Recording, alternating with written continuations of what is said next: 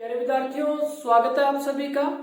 आइए देखते हैं क्लास 10+1 मैथ्स चैप्टर 7 जिसका नाम है परमुटेशंस एंड कॉम्बिनेशन। इसके कुछ महत्वपूर्ण ऑब्जेक्टिव टाइप क्वेश्चन। प्यारे बच्चों, अगर आप चाहें तो वीडियो को पॉज करके एक बार इन क्वेश्चंस को ट्राई कर सकते हैं।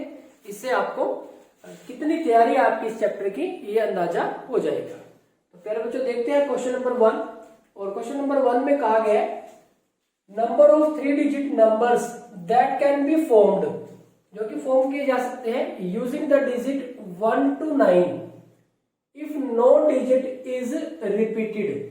कोई भी डिजिट रिपीट नहीं करना है। तो प्यारे बच्चों, हमें कितने डिजिट का जो नंबर बनाना है 3 डिजिट का, और कितने डिजिट में से यूज कर सकते हैं 1 से लेके 9।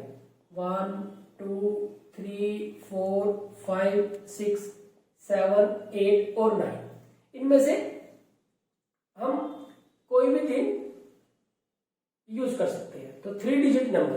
अब प्यारे बच्चों, जो 3 डिजिट नंबर है, अब सपोज करो कि यूनिट प्लेस कितने तरीके से फील हो सकता है। इन 1 से 9 में से कोई सा भी ले सकते हैं, तो 9 वेज से फील हो सकता है। अब इनमें से कोई सा भी एक चूज कर लिया, और digit no digit is repeated, कोई भी डिजिट रिपीट नहीं करना है। तो जो अगला डिजिट होगा, जो 10th प्लेस पर डिजिट होगा, कितने तरीके से हम उसको चूज कर सकते हैं। अब एक तो यूज हो गया 9 में से, अब अगले वाला 8 वेज से चूज कर सकते हैं, और उससे अगले वाला 7 वेज से यूज कर सकते हैं। तो अब हम इसकी मल्टीप्लाई कर देंगे। अब इसकी मल्टीप्लाई करेंगे तो ये आ जाएगा हमारे पास 8 की और 9 की करेंगे 72। तो 72 की जब हम 72 की मल्टीप्लाई करेंगे 7 से, 14 से 4 और 50 से 49 और 150, तो ये आ जाएगा प्यारे बच्चों 504। तो 504 देख ले, इसमें है 405 540 504 और 440, तो सी हमारा राइट ऑप्शन हो जाएगा। प्यारे बच्चों, आप इसमें क्योंकि रेपिटेशन नहीं है, नो डिजिट इज रिपीटेड, कोई भी डिजिट रिपीट नहीं हुआ, तो आप इसको ऐसे भी कर सकते हो।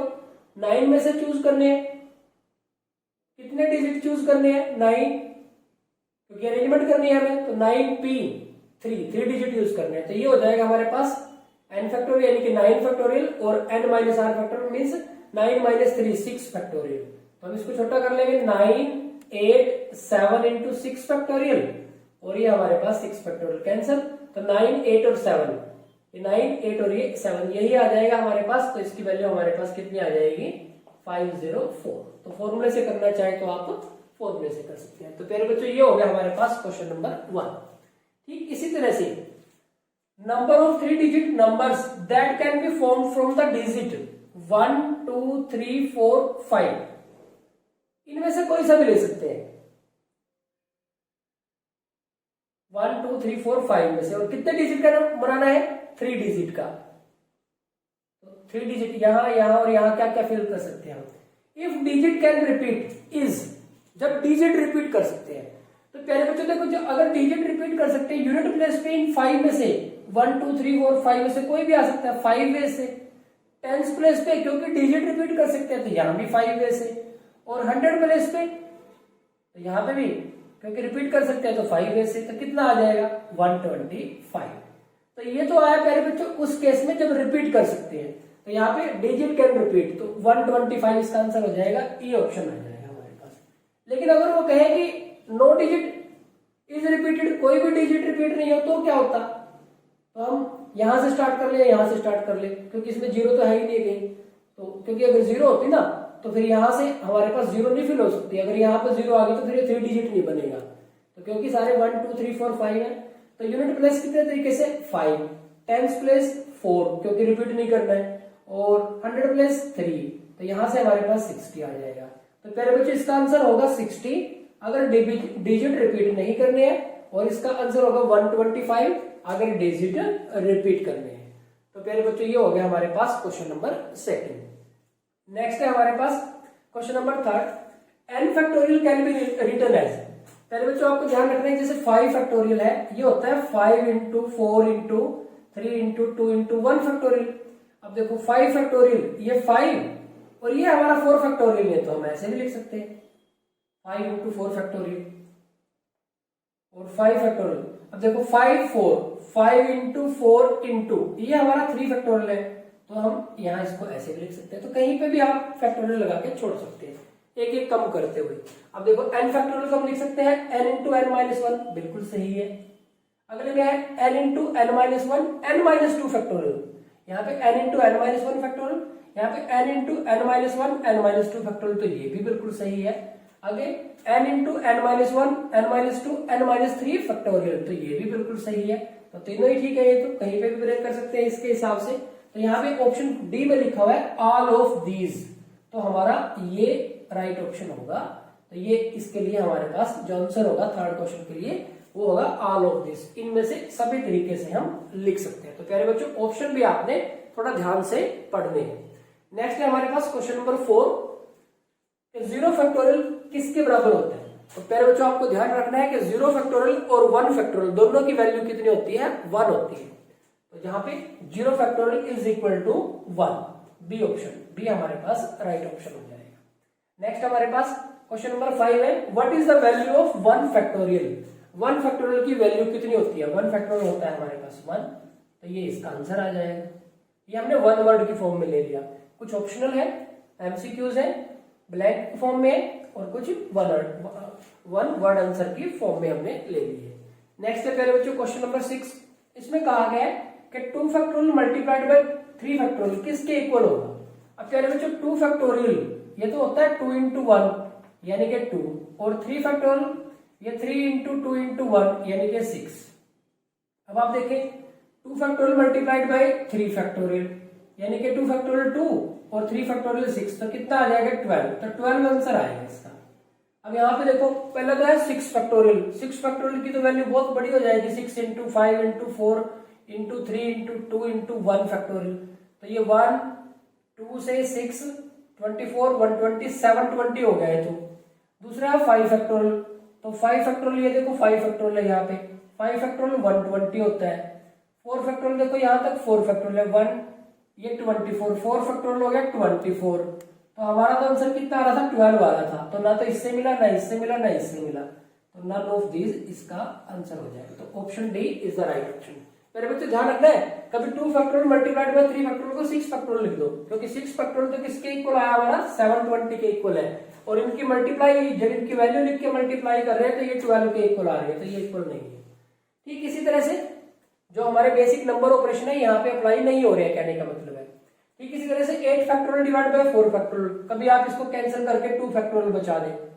अब देखो 8 फैक्टोरियल और 4 फैक्टोरियल है, तो यहाँ पे देखो ऑप्शन देख के कभी आप 2 फैक्टोरियल कर दे। अब 8 फैक्टोरियल हम लिख सकते हैं 8 into 7 into 6 into 5 into 4 factorial, नीचे हमारे पास 4 फैक्टोरियल, तो ये इसके साथ कैंसिल हो गया।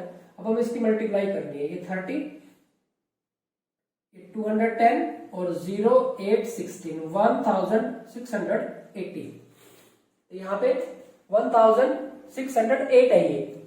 ये 4 फैक्टोरियल नहीं, ऐसा कुछ नहीं है। 4 फैक्टोरियल तो हमारा कितना होता है 24 होता है, तो हमारा आंसर तो ये आ रहा है 1680।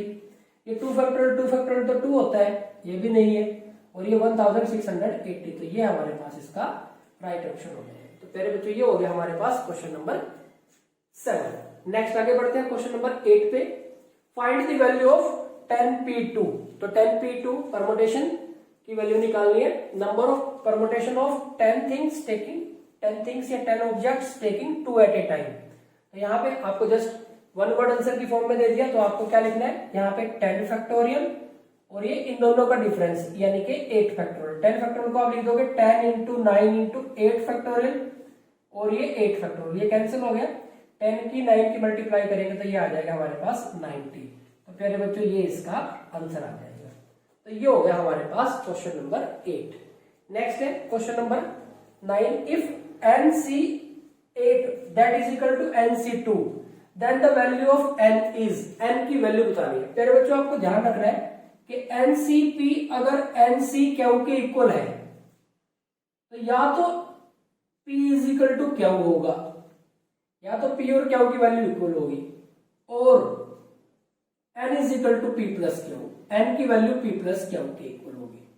अब देखो NCP is equal to NCQ, तो 8 और 2 तो आपस में इक्वल नहीं हो सकते, यानी कि n की वैल्यू इन दोनों के प्लस के इक्वल होगी। यहाँ पे p 8 है और q 2 है, तो n की वैल्यू कितनी हो जाएगी 8 और 2 10।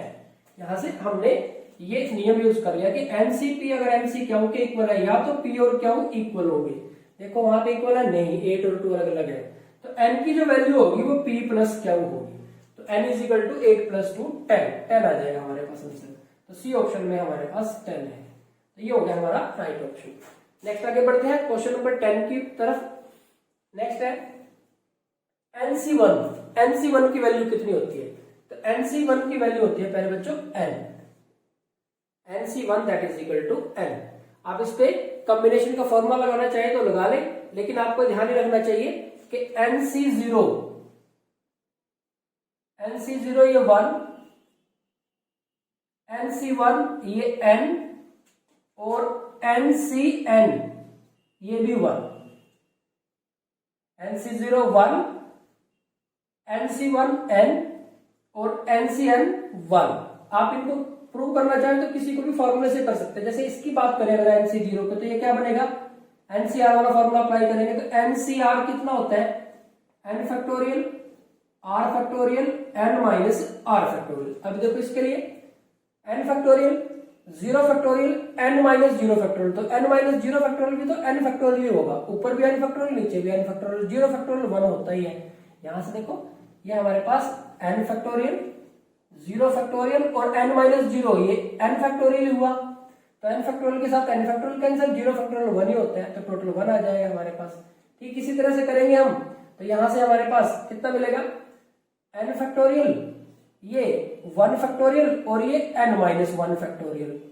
अब देखो 1 फैक्टोरियल तो 1 ही होता है, n फैक्टोरियल को हम लिख सकते हैं ये वाला n into n minus 1 factorial, तो n माइनस 1 फैक्टोरियल कैंसिल हो जाएगा, कितना रह जाएगा n बच जाएगा।